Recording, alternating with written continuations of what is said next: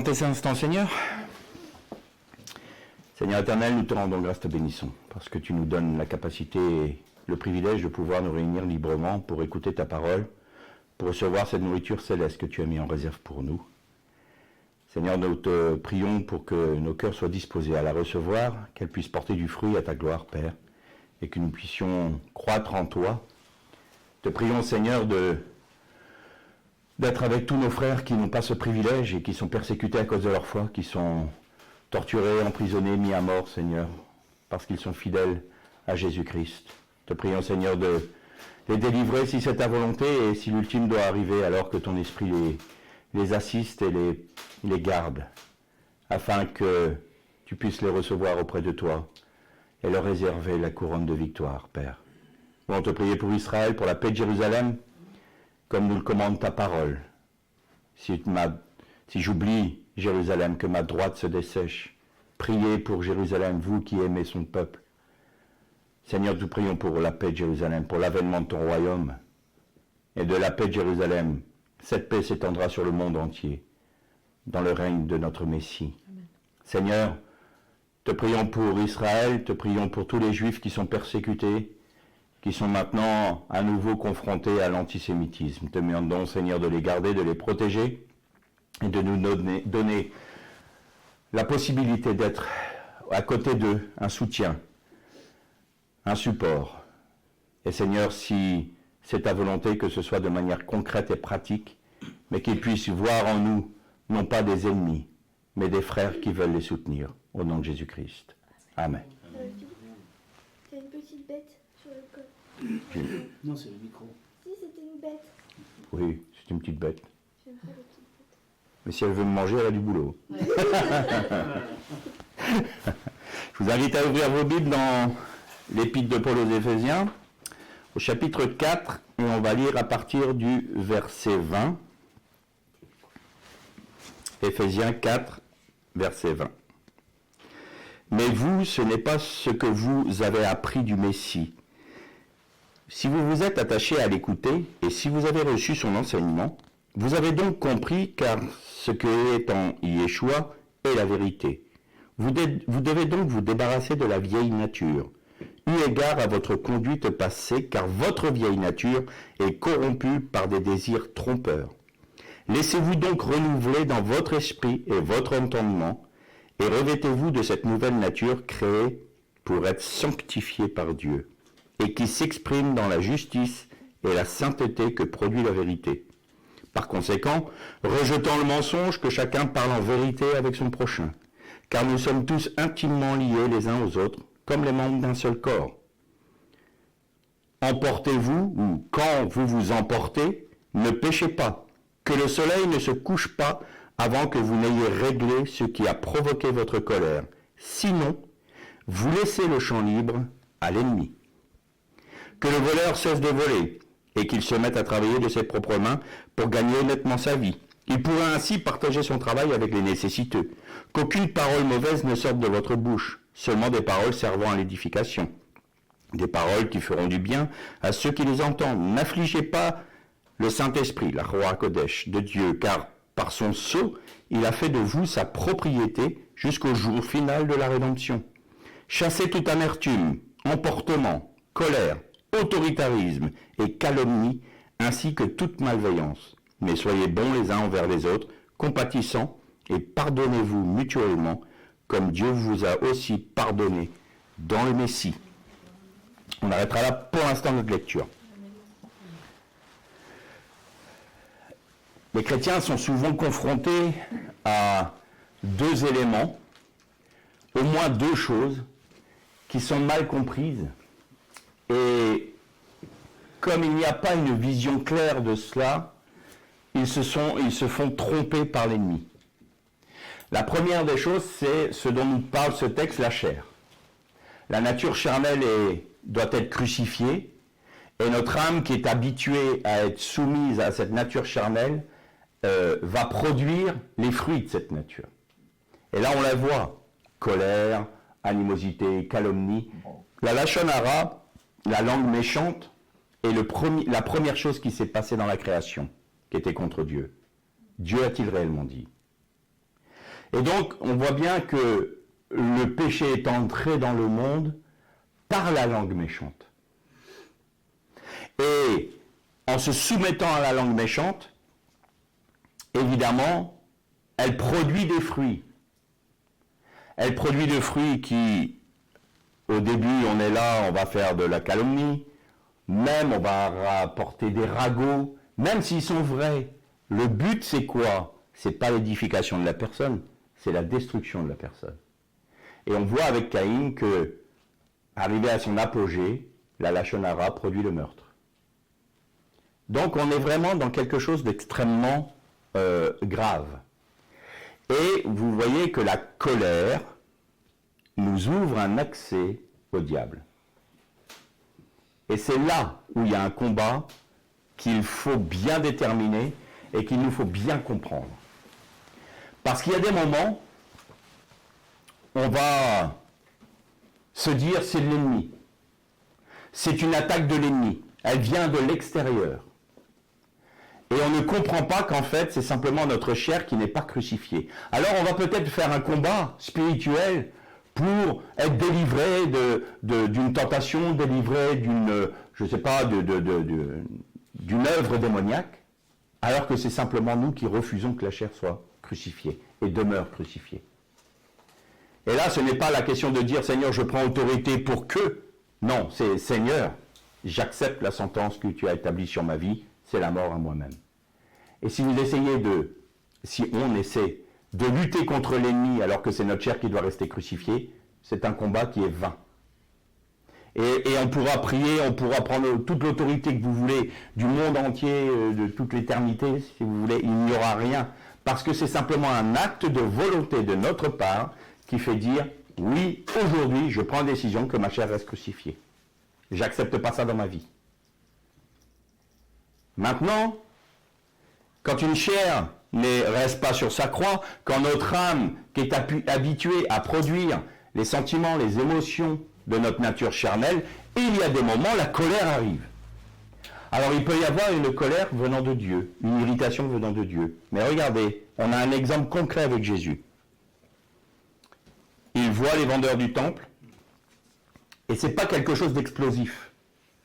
Ce n'est pas une réaction de Jésus. Il prend le temps de tresser un fouet. Il nous montre que là, cette colère de Dieu qui est là, n'est pas une colère explosive qui veut détruire et annihiler l'humanité. Elle est là, elle est dosée, et elle n'est pas sur une explosion d'émotions. Il prend le temps, mais ça n'empêche pas qu'il renverse les tables et les étalages. C'est pas un problème. Et ça n'empêche pas de dire les vérités. Vous avez fait de la maison de mon père une caverne de voleurs. Point. Mais, ce n'est pas une colère qui vient gronder en lui et qui va le supplanter, qui va le dominer. C'est lui qui domine l'irritation. La colère de Dieu est toujours dominée par celui qui l'exprime. Parce que l'esprit des prophètes est soumis aux prophètes. Et il n'y aura jamais une domination, je veux dire en termes d'oppression et d'imposition du Saint-Esprit pour nous faire exprimer quelque chose. C'est pourquoi je suis toujours très prudent quand j'entends quelqu'un qui me dit « j'ai pas pu faire autrement ». Ça me gêne. Ça montre que la chair veut à nouveau exprimer ce qu'elle a été habituée à faire. Et là, on ouvre une porte. Et notamment la colère. Et il y a des moments, je connais suffisamment bien la colère pour pouvoir en parler. Il y a des moments, quand vous laissez rentrer ce sentiment de colère, quand vous laissez ce sentiment de colère gronder en vous, il se passe une chose, au bout d'un moment, il y a un déclic. Et ce déclic, c'est qu'il y a quelque chose qui gronde, mais qui n'est plus de vous. Vous n'êtes plus vous-même. Vous êtes la colère. Vous devenez la colère. Et là, vous voyez bien que vous avez ouvert la porte à un esprit de colère. Là, c'est autre chose. Et pourquoi cet esprit de colère a pu nous atteindre ou m'atteindre? Parce que je n'ai pas, à ce moment-là, laissé ma chair sur la croix. Et donc, lui, il est venu toucher là où c'est sensible chez moi. Et c'est comme ça qu'il va m'amener dans des actions, des paroles, ou des choses que je fais, ou que j'ai fait, et que je regrette après. Et je me dis, mais comment ça se fait que j'en suis arrivé là? Et comment est-ce que c'est possible, alors que je connais le Seigneur, que je puisse avoir cette chose qui m'a submergé, qui a pris autorité sur moi, et qui m'a entraîné là où je ne voudrais pas aller? Là, on a les deux actions. Notre vigilance a été érodée, qui fait qu'on a laissé des sentiments qui ne devraient jamais exister prendre autorité dans notre vie, notre chair. Et là, il y a un esprit démoniaque qui est là à la porte et qui rugit. Il attend un moment favorable. Et ce moment favorable, c'est votre âme qui exprime une colère qui vient de l'ancienne nature. Et là, par contre, il faut prendre autorité. Autant sur la chair, c'est un acte de volonté qui dit, Seigneur, je prends la décision de rester crucifié à la croix. C'est une décision que vous faites. C'est Christ en vous qui vous permet de laisser votre chair sur la croix. Mais c'est vous qui décidez. C'est nous qui décidons. Si nous ne décidons pas, nous ouvrons des portes à des esprits qui viendront toucher là où ça fait mal. Chez les uns, ça sera la colère. Chez les autres, ça sera l'addiction. Chez d'autres, ça sera la dépression. Chez d'autres, ça sera ceci. C'est des portes ouvertes. Parce que notre chair n'est pas crucifiée. Maintenant, si on est arrivé au point où nous avons laissé la porte ouverte, là, le combat n'est pas on est des guerriers, vous allez voir ce qu'on va faire, et puis je prends autorité. Non. On proclame ce que Christ a accompli à la croix. On proclame la victoire de Christ sur notre vie. C'est ça qui fait chasser les esprits impurs. Maintenant, je m'empresse de donner une précision importante. Un chrétien ne peut pas être possédé. Possédé veut dire qu'un esprit mauvais est rentré dans notre esprit et qu'il domine notre être par l'esprit. Si on a l'esprit du Christ en nous, si on a le Saint-Esprit, il est impossible qu'il y ait un esprit impur qui cohabite avec l'Esprit Saint. C'est un fait accompli. Maintenant, l'action démoniaque se fait via notre âme. Et là, il y a 3 types d'actions. Il y a la tentation. C'est pour ça que quand j'ai des chrétiens qui me disent « Oui, mais un chrétien ne peut pas être soumis à un mauvais esprit, il ne peut pas être au contact d'un mauvais esprit », je dis « Bah non, tu es un chrétien qui n'est jamais tenté, toi. » Bon, ça c'est le premier niveau, la tentation. Et la prière du Notre Père, c'est « Ne permet pas que nous entrions en tentation ». Qu'est-ce que ça veut dire précisément?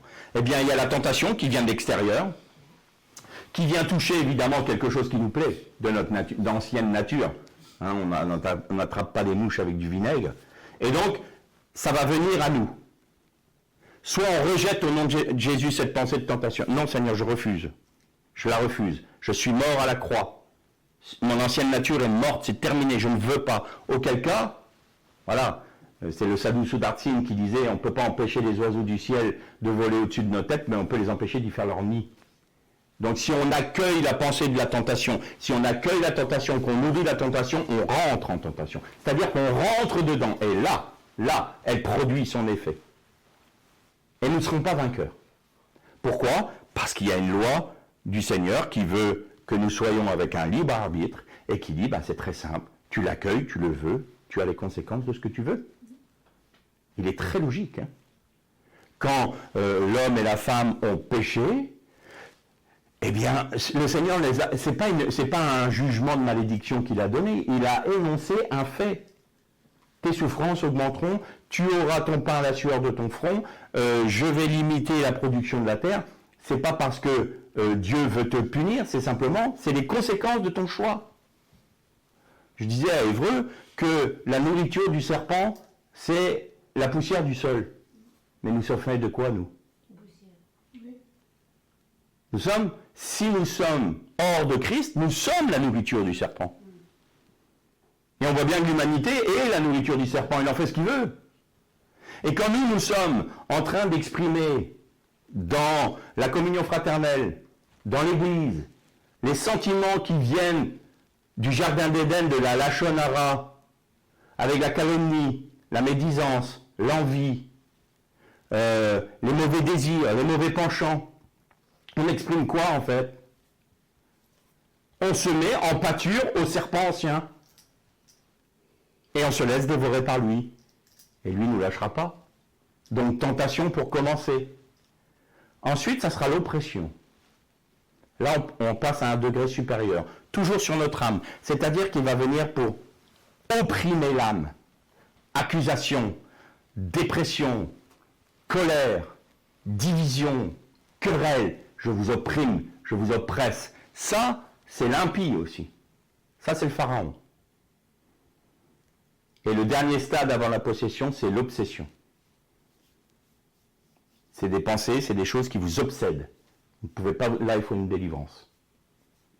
Il faut une délivrance. Et pour être délivré, il faut proclamer la victoire du Christ à la croix.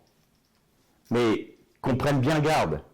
Qu'on ne fasse pas dire « Ah, ben j'ai eu une tentation, j'ai succombé. Oh, c'est pas grave. » C'est le premier stade qui va vous conduire à l'obsession. Donc on ne doit pas négliger le premier stade d'une action démoniaque dans notre vie. On doit la traiter tout de suite. Parce que Satan n'aura de cesse que de nous amener sous son autorité, même si on a l'Esprit du Christ, eh bien on annule l'action du Saint-Esprit par le choix que nous faisons d'accepter, d'accueillir des mauvaises pensées, des mauvais désirs, des mauvais penchants. En clair, on va se proclamer être l'épouse du Christ, mais on va continuer à vivre selon les modalités de notre ancien maître, qui était un maître dur et méchant. Et à ce stade du message, je voudrais que on lise un autre passage dans le prophète Ézéchiel, au chapitre 16. Et on partira à partir du verset 7.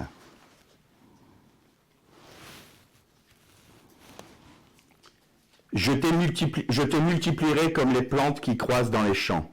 Et, en effet, tu as grandi, tu t'es développé, tu as atteint ta puberté, tes seins se sont dessinés, et tes cheveux ont poussé. Mais tu étais nu et sans vêtements. Une fois encore, je suis passé, je t'ai vu, et voici, ton temps était venu, le temps de l'amour. Et j'ai étendu mon manteau sur toi pour couvrir ta nudité, et j'ai fait une alliance avec toi, dit Adonai Elohim, et tu es devenue mienne. Puis, je t'ai lavé dans l'eau, j'ai nettoyé le sang qui était sur toi, je t'ai oint d'huile. Je t'ai ainsi revêtu d'une robe brodée, je t'ai donné des sandales de cuir fin pour te chausser, je t'ai mis une ceinture de fin lin, et je t'ai couverte de soie. Je t'ai donné des bijoux pour t'orner, des bracelets à tes poignets, un collier à ton cou, un anneau à ton nez, des boucles à tes oreilles, et une splendide couronne sur ta tête. Ainsi tu étais paré d'or et d'argent, tes vêtements étaient de fin lin de soie et de tissu richement brodé. Tu mangeais la farine la plus fine, du miel et de l'huile d'olive, tu devins de plus en plus belle. Tu étais digne d'être reine. Ta renommée se répandit parmi les nations à cause de ta beauté, car elle était parfaite à cause de la splendeur dont je t'avais paré, dit Adonai Elohim. Mais tu t'es confié dans ta beauté et tu as commencé à te prostituer à cause de ta renommée. On arrêtera là notre lecture. Alors parfois, dans le monde évangélique et le monde chrétien, on veut être plus prude que la Bible. Alors on va édulcorer des termes. Là, le prophète, il exprime la chose, mais c'est une ode d'amour que Dieu donne à son peuple. Il exprime la beauté de son épouse. Il exprime le fait qu'il délivre son épouse qui est couverte de sang. Ça veut dire quoi? Qui est maltraitée. Maltraitée par celui qui était l'autorité sur elle. Et lui prend soin. Il la soigne, il la baigne, il l'oint d'huile, il la revêt d'or, d'argent, de vêtements brodés. Il met une couronne sur sa tête. Voilà mon épouse. Elle est belle. Et parfois, notre comportement envers Dieu est un peu comme cette épouse. Il nous a paré de sa beauté, il nous a revêtus de fin lin, il nous a mis une couronne de victoire sur la tête, par son sacrifice et par sa vie qu'il a donnée pour nous. Et nous sommes devenus belles. Mais nous désirons garder la beauté, les privilèges, la renommée, la beauté, tout en gardant ce que l'ennemi nous avait proposé avant. C'est-à-dire qu'on veut continuer à vivre selon les anciennes modalités. Les querelles, les divisions, les discordes, l'animosité. Mais tout en gardant les bénédictions du Seigneur. En se disant, on est l'épouse, on est belle. J'ai une couronne sur ma tête. Je suis parfaitement magnifique. Et j'attire. Mais on continue à vivre. Comme quand on a été retrouvé baignant dans notre sang, maltraité. On garde, imaginez une seule seconde, une épouse qui se refuse à son mari. Elle veut bien que son mari lui donne tout ce dont elle a besoin. Mais elle dit non, je ne veux pas de relation avec toi. Non, ça ne m'intéresse pas, je me refuse à toi. On se dirait, mais attends, elle fait quoi là? Et puis, je vais aller voir d'autres amis. Mais je n'ai pas envie de communion avec toi. Tu m'as offert une belle maison, je paraphrase, hein. J'ai une belle voiture, j'ai une belle situation, j'ai l'argent, j'ai ta carte bancaire, j'ai tout ce dont j'ai besoin, mais je ne veux pas de relation avec toi. Combien de fois nous nous comportons de cette manière avec Jésus? Et combien de fois, et je l'ai fait, j'ai dit, Seigneur, si vraiment tu veux que je te suive, tu as intérêt de faire ça. Pardon? Pardon? Il a tout donné, il a tout fait, et moi, j'ai l'outrecuidance, non seulement de ne pas vouloir de relation avec lui, mais en plus de lui dire, dis donc, il est peut-être temps que tu me fasses un chèque. Non mais, je suis qui là? Je suis qui? Je suis une femme prostituée, qui profite de son mari, qui profite des bienfaits de son époux, mais qui ne veut certainement pas porter son nom. Je pense que l'époux pourrait se poser la question, m'aime-t-elle vraiment? Quand nous nous comportons de cette manière et que nous ne laissons pas notre chair à la croix, quand nous ne laissons pas cette nature sur la croix et qu'on laisse notre âme continuer d'utiliser les mêmes mécanismes qu'à l'époque où elle était soumise à cette nature charnelle, donc à Satan, comment est le cœur de notre céleste époux? Qu'est-ce qu'on lui fait? C'est bien de dire Jésus, je t'aime, mais on ne le fait pas dans la pratique. L'aimons-nous vraiment? Est-ce qu'on se préoccupe de savoir si son cœur saigne? De savoir si son cœur pleure? Ah, on est trop préoccupé à recevoir les bienfaits de notre époux, sans nous préoccuper des siens, de ses besoins, de ce qu'il désire. Je désire une œuvre, une relation avec toi. Je désire vivre comme un couple. Je veux qu'on ait une relation intime, que tous les jours on se voit et qu'on ait du plaisir à se voir. J'aimerais tellement que tu m'aimes pour ce que je suis, pas pour ce que je t'apporte. Parce que de toute façon, comme c'est mon désir, moi je vais te donner. J'ai déjà tout donné à la croix. Mais tu me refuses la simple chose qu'est d'avoir une communion avec moi. Pourquoi? Et après on se pose des questions. Pourquoi je vis des épreuves? Pourquoi je vis comme ça? Pourquoi je suis attaqué à tel point? Et on est encore capable de reprocher à Dieu les épreuves dans lesquelles nous nous sommes mis nous-mêmes. Quand on laisse l'ennemi nous attaquer, vous savez que le lieu défini, quand il est dit « laisser entrer », c'est topos en grec, c'est un lieu délimité, c'est-à-dire qu'on laisse rentrer un esprit dans ce lieu délimité dans notre être qui est cette colère, ces mauvais sentiments, c'est-à-dire cette nature charnelle, qu'on ne veut pas laisser crucifier. Et alors, ça produit ce que ça doit produire. En fait, topos veut dire aussi, on lui a donné l'accès. On l'a accueilli. Ne donnez pas accès au diable. C'est ça, accès, c'est topos, c'est ce lieu défini. Et on lui a donné, on lui a cédé, on lui a permis. Et après, on dit au Seigneur Jésus, eh dis donc, tu pourrais peut-être me bénir, non? Alors qu'on se refuse à lui. Il y a des moments où on est confronté à des combats, c'est nous qui nous y mettons. C'est nous qui, par notre inconséquence, avons laissé l'accès au diable. Et on est encore capable de reprocher ça à Dieu. Et il faut savoir que les deux boucs de Kippour, ils étaient identiques. Pourquoi? Il y avait une raison. Ils devaient être pareils, sans défaut. Parce qu'ils exprimaient deux faces de la rédemption à eux deux. La première chose, c'est un bouc qui devait être sacrifié et son sang devait être versé, aspergé sur le couvercle de l'arche. Ça, c'est Dieu qui pardonne notre péché. Mais le deuxième bouc, là où tout le peuple avait imposé les mains sur lui et transmis le péché du peuple sur ce bouc, et que ce bouc était chassé dans le désert, c'était Dieu, efface ton péché.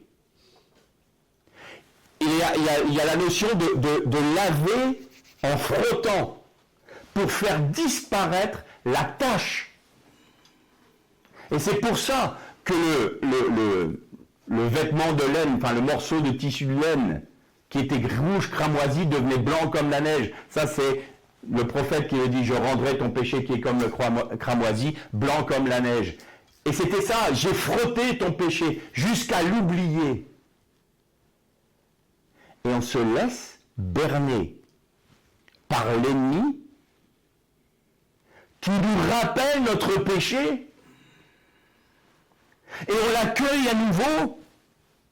Et on lui dit, ah bah oui, bah moi je suis comme ça, je suis trop faible. Mais Dieu non seulement nous a pardonné, mais il a effacé notre faute. Et nous, on laisse l'ennemi venir nous rappeler ce péché. On va l'accueillir à nouveau. On va vivre selon cette modalité et on va lui faire le reproche au Seigneur. Même pas à l'ennemi. Mais on est qui en fait? On est qui en fait? On est une prostituée. Je suis désolé, c'est sévère, mais on est une prostituée. Parce qu'on se prostitue à notre ancien maître en voulant garder les bénéfices de celui qui est humble, doux de cœur. Et plutôt que de dire mon ancien ou celui avec qui je me prostitue, qui s'appelle l'ennemi de mon âme, eh bien c'est de sa faute que je souffre. Non, on va dire à Dieu, pourquoi tu permets que je souffre? Mais quand tu arrêteras de te jeter dans ses bras, tu te sentiras beaucoup mieux. Alors il y a des moments où il faut être conséquent. Il y a des moments où on a besoin, nous, d'être conséquents avec Dieu. À partir du moment où on refuse que notre chair soit crucifiée à la croix, ne nous plaignons pas. C'est nous qui l'avons voulu. Et si des esprits impurs viennent nous tenter, nous oppresser, nous obséder, ne pleurons pas. C'est nous qui l'avons voulu. Alors ne nous trompons pas de combat. Première chose, on n'accepte pas que la chair puisse donner un accès au diable. Donc allez sur la croix, point. Je ne veux plus me prostituer avec celui qui m'a fait souffrir depuis ma naissance. Je le refuse au nom de Jésus. Je ne l'accepte pas. Et j'accepte la sentence de Dieu sur ma chair qui est la mort. Point final. Il n'y a pas de discussion à avoir. Ensuite, si par malheur, je laisse des mauvaises pensées, des mauvais sentiments, et qu'il y a un esprit qui vient pour m'atteindre, je ne vais pas essayer de faire le gros kéké. Ouais, vous allez voir ce que vous allez voir, faire le gros bras. Déjà, tu as montré que tu ne fais pas le gros bras, parce que tu t'es laissé embarquer. Alors viens pas faire le grand vainqueur après.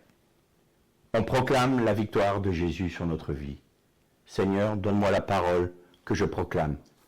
Montre-moi la rédemption, ta rédemption, sur cette partie-là. Et je te demande pardon d'avoir laissé un accès à l'ennemi pour m'atteindre. Et maintenant, je veux être vigilant de manière à ne plus laisser ma chair prendre autorité. Je veux qu'elle reste sur la croix. Parce que c'est pas le tout d'être délivré. Mais après, il faut vivre la croix. Mais il faut la vivre, pas en parler seulement. Parce que si on la vivait vraiment, il n'y aurait pas de mauvaise pensée. Il n'y aurait pas de mauvaise parole. Il n'y aurait pas de division. Il n'y aurait pas de querelle. Il n'y aurait pas de parti pris. Il n'y aurait pas des mouvements de colère, des mouvements d'irritation. Tout serait banni de nous. Si ça ne l'est pas, c'est que nous ne sommes pas morts. Alors on est face à un choix. Soit on laisse la chair être crucifiée une fois pour toutes, et puis on n'est pas tendre avec elle. Soit on la choix un peu, on la caresse un peu dans le sens du poil, et après il ne faut pas qu'on s'étonne qu'on soit attaqué. Mais auquel cas, n'accusons pas Dieu, parce que c'est nous qui sommes vraiment, c'est nous qui l'acceptons. Nous ne faisons que récolter les fruits de ce que nous avons semé. Donc il faut être très au clair avec Dieu. Certes, le Seigneur est un Seigneur d'amour, mais il est un Seigneur conséquent. Et il fera en fonction de nos choix. Quand l'homme et la femme ont choisi contre lui son ennemi, il y a eu les conséquences. Quand nous choisissons l'ennemi de nos âmes contre Dieu, il y a des conséquences. Nous devons le comprendre. Et nous devons le refuser. Alors, si des esprits nous oppriment, nous oppressent, qu'ils nous tentent, c'est que, je dis bien qu'ils nous tentent quand on est rentré dedans. Tentation, on en aura toujours. Il essaiera toujours de nous amener sur le terrain du « ma chair va continuer à vivre ». Ne commencez pas à paniquer parce que vous avez des tentations. Ça, c'est normal. L'ennemi ne va pas nous laisser tranquilles, c'est une évidence. Non, quand on est rentré dans la tentation, quand on commence à être opprimé par un esprit mauvais, là, attention, c'est qu'on a laissé accès. C'est-à-dire qu'on n'a pas vécu la croix, on n'est pas mort à nous-mêmes. Et là, il y a une action de l'ennemi. Alors, quand nous voyons qu'il y a une porte ouverte dans notre vie, la seule solution, c'est un acte de volonté pour être crucifié à la croix. Point. Et si nous avons passé ce stade-là et des esprits impurs viennent nous oppresser, alors à ce moment-là, c'est Seigneur, donne-moi la parole de victoire. Quelle est ta victoire sur ce point? Pour que je proclame, non pas tu vas voir au nom de Jésus, je te chasse. Non, Seigneur, quelle est ta victoire? Montre-moi, dis-moi. Et tout d'un coup, vous voyez, il vous révèle et vous proclamez la victoire du Christ sur votre vie, sur ce point-là. Et c'est avec cette foi ferme qui est dans la révélation que l'ennemi sera chassé. Résistez-lui avec une foi ferme. C'est pas ouais, tu vas voir. Combien je vois de chrétiens Rambo, et puis tout, à longueur d'année, on les voit les mêmes toujours à dire « Ah ben j'ai trébuché ». Pourtant, ils sont les Rambo sur les moments des séminaires. Quand il y a des séminaires. Et puis l'année suivante, on dit « Ah ben j'ai eu une année difficile ». Et ils confessent des défaites. Mais au moment où il y a une bénédiction lors d'un séminaire ou que sais-je, ah là tout d'un coup c'est tous des Rambo. Des géants au pied d'argile. Pourquoi? Parce qu'ils s'appuient sur eux. Ils ne s'appuient pas sur la victoire du Messie. Ils s'appuient sur eux, sur leur capacité. Vous allez voir ce que vous allez voir. Pierre l'a fait. Qu'à cela ne tienne, Seigneur, tu parles. Il a renié 3 fois son maître. Je dis souvent que, et j'en terminerai par là, que quand c'est 3 fois, c'est scellé. Parce que Dieu est 3 fois saint. Pierre a renié 3 fois son maître. Et Jésus a réparé cette faute-là avec Pierre en disant « M'aimes-tu 3 fois ?» Paul a prié 3 fois. Et il n'a pas prié une 4e fois. Parce qu'il sait que c'est scellé. Est-ce que Jésus a donné pleinement sa vie? Parce que je me suis posé la question. J'ai dit « Seigneur, pourquoi la croix en fait ?» Ça aurait pu être, je ne sais pas moi, décapité. Ça aurait pu être... Pourquoi la croix? Ben parce qu'il était attaché à la croix en 3 points. la plénitude de la rédemption était scellée. Il était attaché à la croix en 3 points. C'est scellé. Alors, quand on dit que nous sommes faibles et que nous ne pouvons pas réussir à satisfaire le cœur de Dieu à cause de notre faiblesse, on dit en substance, Seigneur, même si tu l'as été attaché à la croix en 3 points, ce n'est pas suffisant. Ta victoire n'est pas suffisante. Et on rejette la faute sur celui qui a tout donné, qui a tout fait pleinement, qui a parfaitement tout accompli. Mais on se cache derrière notre petit doigt pour ne pas dire, mais quelque part, je l'aime bien ma faiblesse. Quelque part, je l'aime bien mon péché. Quelque part, je vais m'en débarrasser, mais sans m'en débarrasser. Ah, je suis trop faible. Ça ira mieux quand je serai dans le royaume. Non, c'est maintenant. Il faut que tu sois décidé. Il faut que tu sois cohérent. Il faut que tu sois un homme ou une femme. Est-ce que tu es un être accompli ou est-ce que tu es quoi? C'est les violents qui s'emparent du royaume de Dieu. Violents avec eux-mêmes, c'est-à-dire, non, maintenant je décide, c'est fini, là, on va régler ce problème-là. Ce péché-là, il me ruine. Il me détruit. Il détruit mon couple. Il détruit ma famille. Le fait que je parle derrière le dos des uns et des autres, ça détruit l'assemblée, ça détruit les frères et sœurs, ça détruit. Et je vais aimer ça? Alors on fait quoi? La réponse, c'est chacun de nous qui l'avons. On est devant Dieu. On dit ce qu'on veut.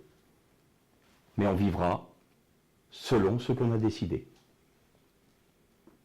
Merde et shalom. Amen.